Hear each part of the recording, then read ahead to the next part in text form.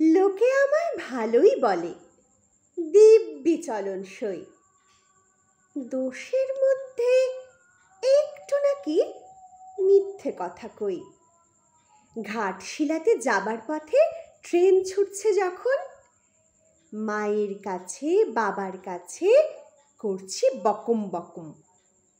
হঠাৎ দেখি মাঠের মধ্যে চলন্ত সব গাছে এক এক রকম ভঙ্গি ফোটে, এক এক রকম নাচে। ও মা, দেখো নৃত্যনাট্য। যেই বলেছি আমি, মা বকে দেয়, বড্ড তোমার বেড়েছে ফাজলামি। চিড়িয়াখানার নাম জানো তো? আমার সেজমেশর আদর করে দেখিয়েছিলেন পশুরাজের কেশর।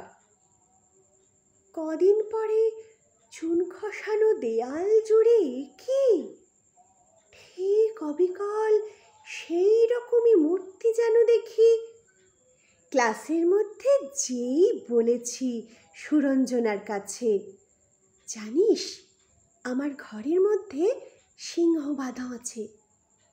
শুনতে পেয়ে দিদিমণি অমনি বলেন, শোনো, এসব কথা আবার যেন না শুনি কখনো।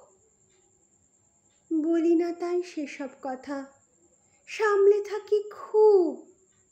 কিন্তু সেদিন হয়েছে কি, এমনি বেয়াকুব, আকাশ পাড়ে আবারও চোখ গিয়েছে আটকে। শরৎ মেঘে দেখতে পেলাম রবীন্দ্রনাথকে।